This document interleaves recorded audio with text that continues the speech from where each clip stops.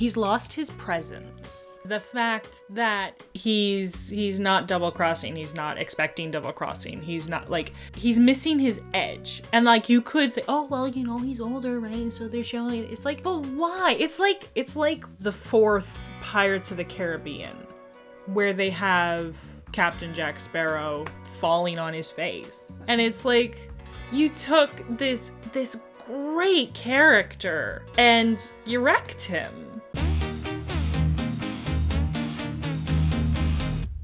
Boop boop boop boop boop boop boop boop boop boop boop boop boop boop boop boop boop boop. Episode 6, Brothers of the Broken Horn. This is the episode with Hondo, where they bring back Hondo and they ruin him. I'm not looking at the description for this episode. It stuck out because his name is highlighted. Aim, then fire. Rex, I bet sometimes even you miss. Oh right, Rex stayed with them. Unfortunately. You're missing Jedi training. As a soldier, you're gonna have to learn to prioritize. Well, he's not a soldier. He's a Jedi. Thank you. What if I don't want to be either? What's bothering him? No idea. I don't think it's really anything to do with what happened in the last episode. I think it's more so this stupid rivalry between Rex and Kanan that is bothering him. I just find it very jarring because, like, we literally just released episode 10, Path of the Jedi, from season 1, where he's all like, yeah, I want to be a Jedi, and over here he's like, I don't want to be a Jedi. I was gonna ask that. I was like, hasn't he kind of wanted to be a Jedi? And now suddenly he's all along, pretty much. So yeah, it's a why? little strange that, like, yeah, they're being morons, but like, why would you take that as like, oh well, then I don't want to be a Jedi anymore? Why is Rex training him anyway? Like, why is he now under Rex's wing as well? Why is he being trained to be a soldier? I don't remember him asking for that or being told that he needs to do that, but then suddenly it's happening and it's taking away from his desire to be a Jedi as well because now they're fighting over him. Like, it doesn't make any sense. I literally hate everything they've done with Rex in this show. He should not be in this show. I agree, he shouldn't. He's just making everything bad. Rex, go away. Come again no other day. Let's just erase Rex from Rebels. Yeah. When their supply of fuel cells is gone, the settlements will not be able to power the heaters they need to survive. They'll freeze down there. I love when they have these planets where the people they cannot survive. It's bringing me back to Umbara, where it's like, yes, we live on this planet where we can't even breathe the air. Why? If your planet is so frozen and you can't survive on it, go to a different planet.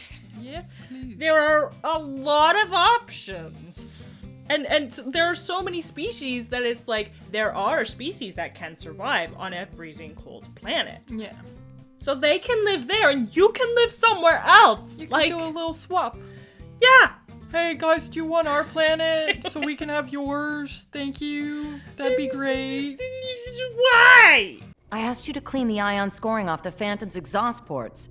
Twice. But I had Jedi practice and blaster practice. Well, now you have scrubbing practice. I'm sorry, going back to, like, why is he getting blaster training? He literally has a blaster, or like a stun gun, built into his lightsaber. Yeah, and he seems to be a pretty good aim with it. Yeah, and before that, he had his slingshot. So yeah, he would have good aim.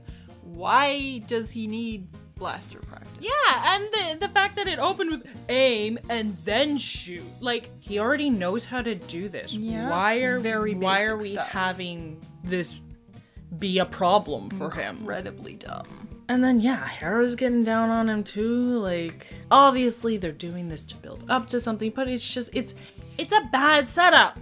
It is. And they've been better than TCW on most of their setups. Yeah, like, season 2 is, like, where it starts to go downhill. I kind of miss the old days when everything was simple. Isn't he supposed to be helping clean the exhaust ports and instead he's fiddling with the window? Don't know what's going on there. I also love that he's opening up to Chopper, of all people. Yeah. People. Yes. Of all characters. There we go. Of all the characters. He's opening up to Chopper. Yeah, that's poor choice, Ezra. Very poor choice. And I mean, like, again, I get why they're doing it. It's like, oh, it opens with what's wrong with Ezra, and then Ezra just tells you what's wrong with Ezra, right? And he tells it to Chopper because they have Chopper there so that he has someone to talk to say what's on his mind. It's like, guys, you're not doing so hot. A distress signal? And if there's one thing I've learned from Kanan, it's that we help people in distress. I don't like this. No, I don't. I know how to fly.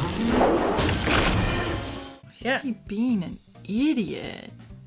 For the sake of plot. My favorite kind of stupidity. I'm not running away from my problems.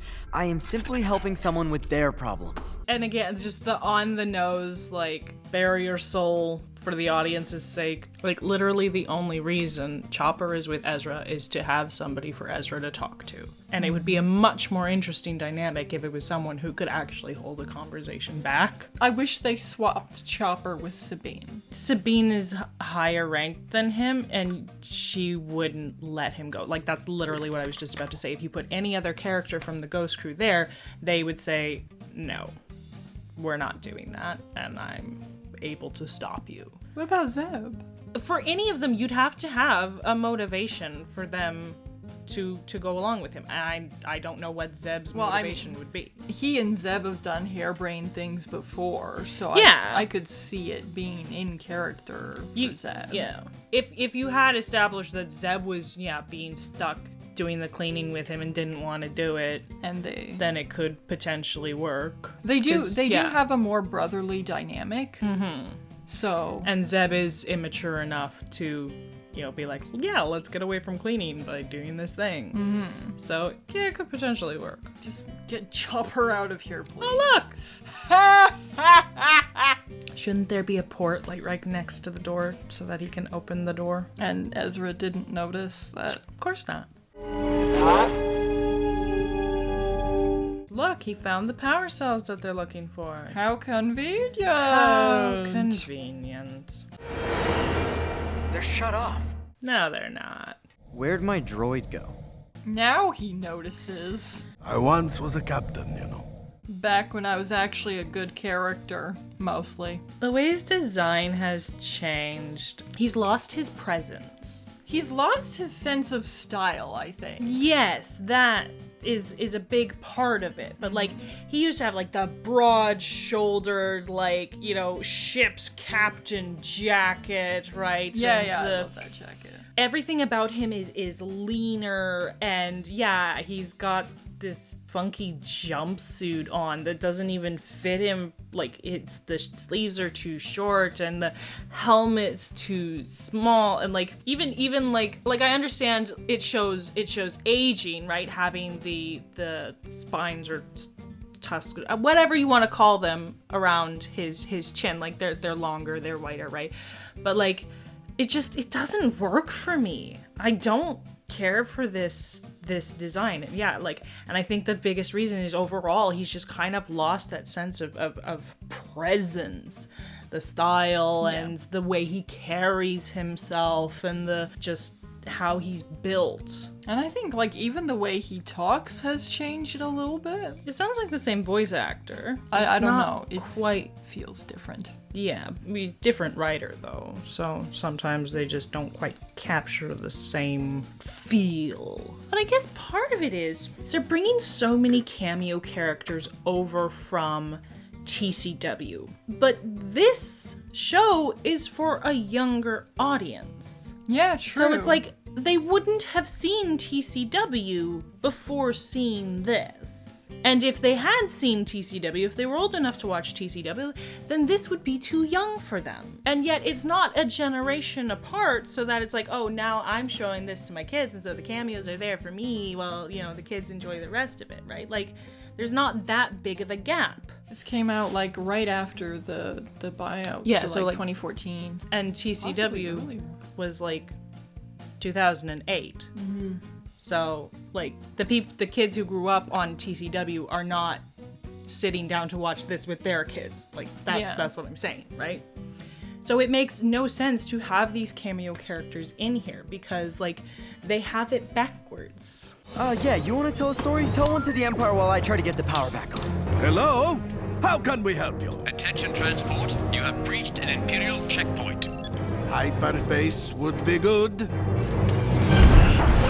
Like Ezra told him, like, you talk to them.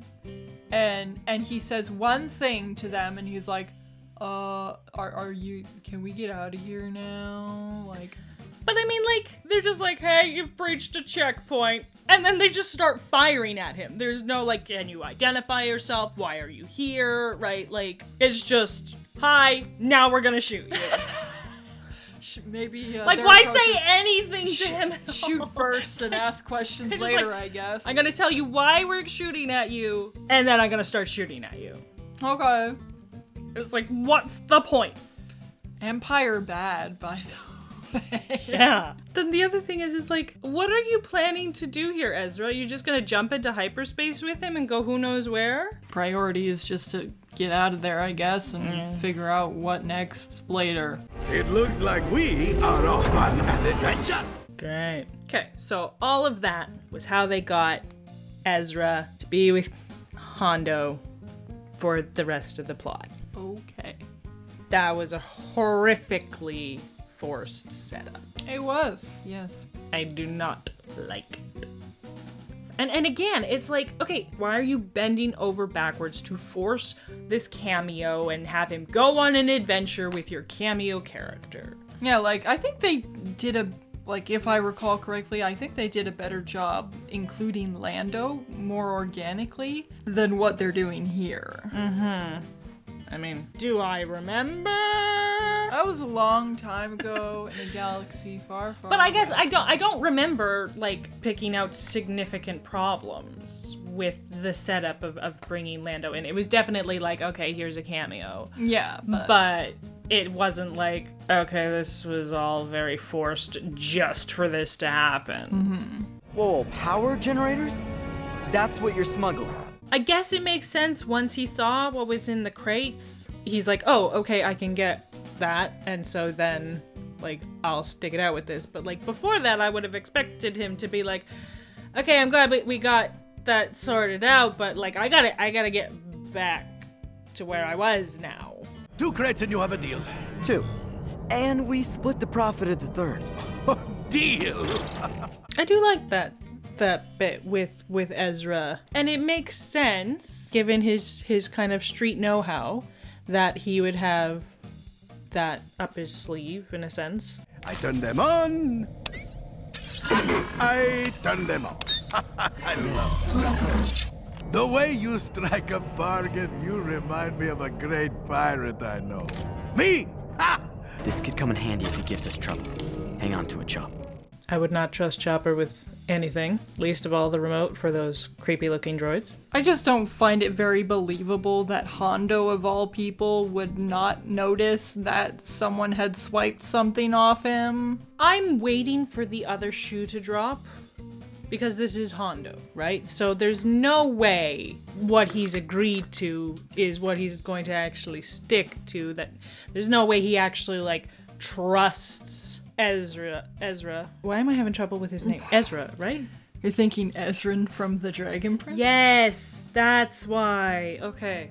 I don't deal with washed up old relics. Come now, let's leave your wife out of this. Oh my goodness. That's bold. He's just gonna take that? I guess so. I am certain we can reach an accord. I'm certain we can. Oh, okay. He did not take it. No. It would be nice if we had some backup. Wow, is Chopper actually gonna be useful? I know you from somewhere. Oh dear. You idiot, why did you shoot at it? What did you think that was gonna do? I'm rich! I'm dead! Why didn't you tell me you were a Jedi? You know I am an old Jedi sympathizer. I'm sorry, how would he know that? It's just really stupid that Hondo expected him to tell him that he was a Jedi. And also, the other shoe never dropped. Yeah, I didn't think it would. I was praying. No, the other shoe never dropped. What? You lied to me? He's not Calrissian.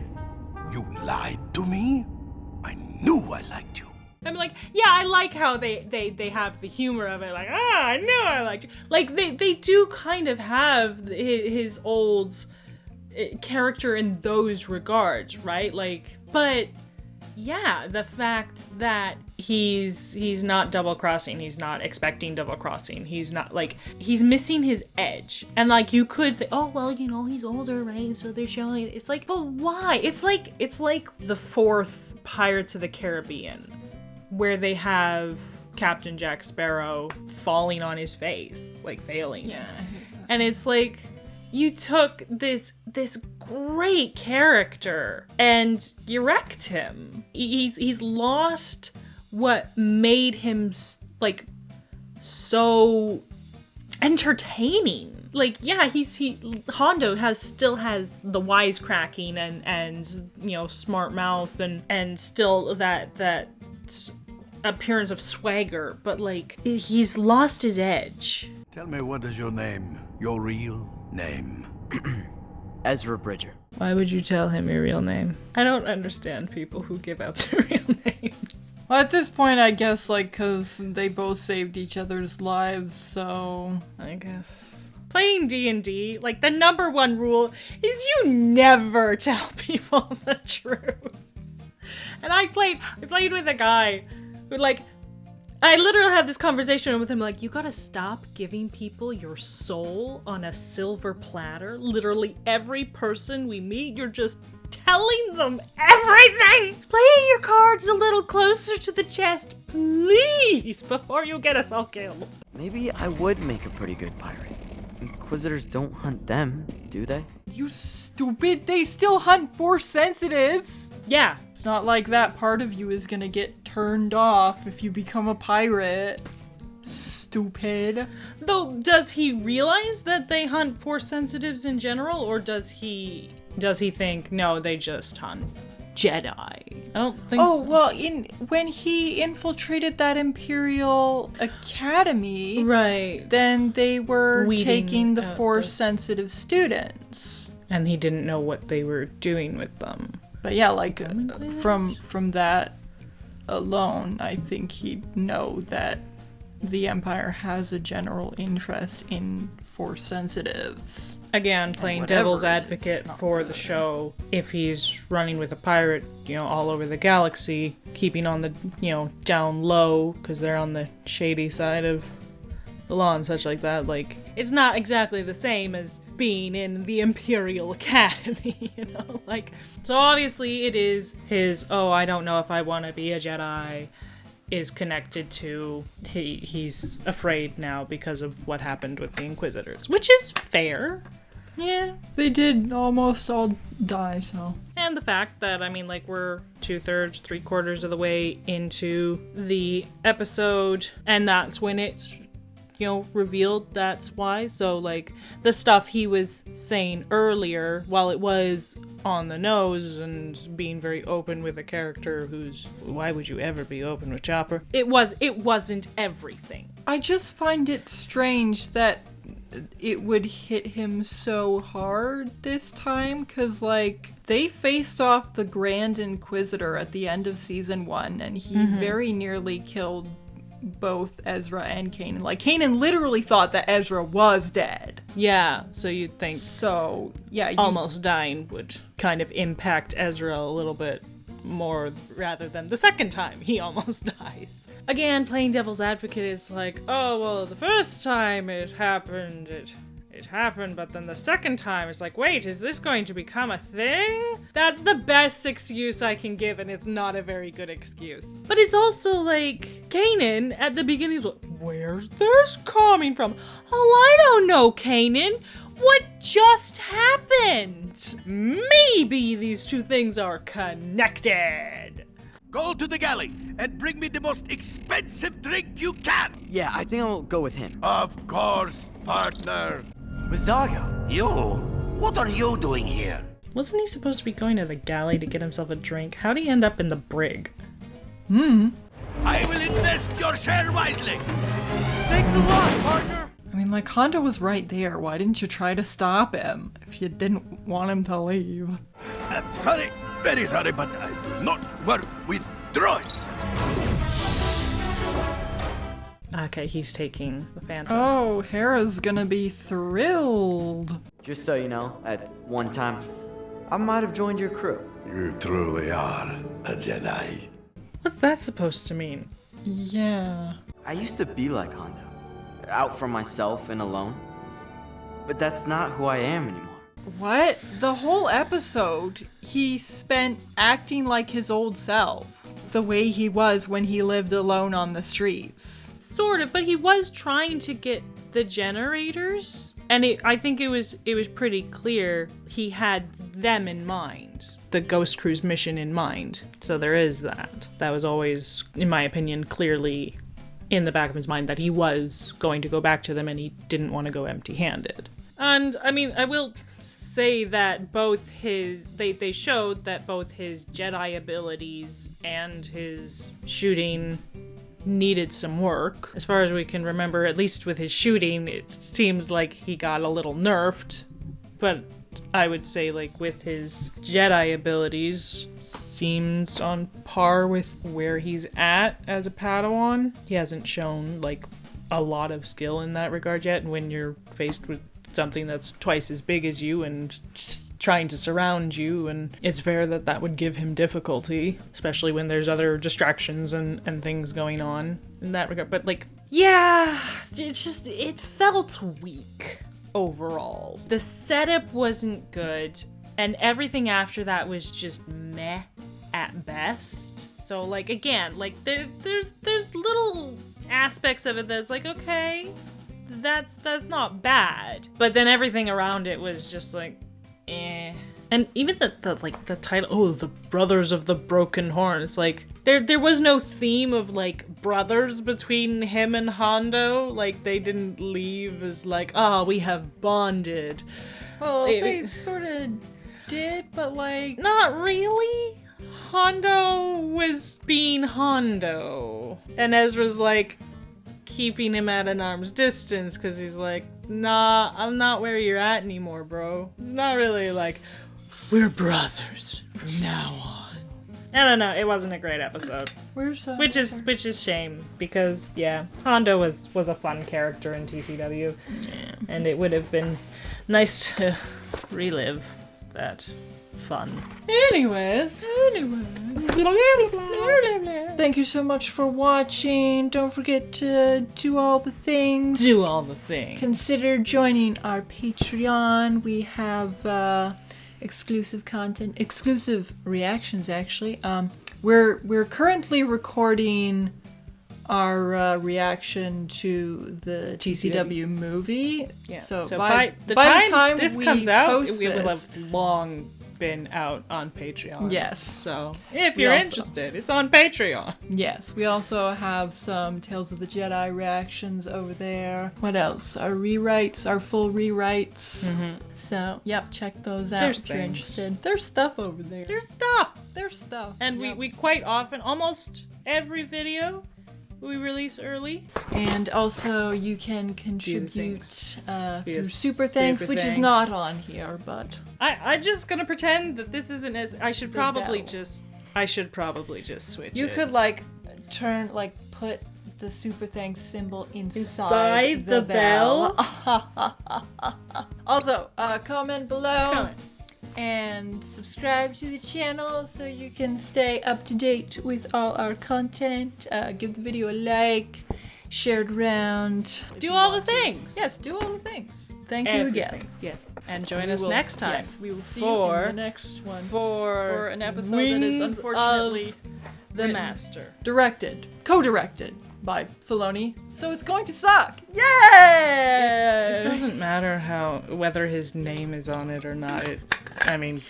True. This episode it kind of seems set in stone by this point that season 2 just kind of sucks. So yeah, it's great. It was great. We were having so much fun. Do like a bad lip reading. Stop it now. Seagulls, stop it now. I had the picture of Yoda anyway, so I slapped him in there and I said, copyright be gone, and he did it. He worked. No, now I'm thinking you should have done copyright stop it now.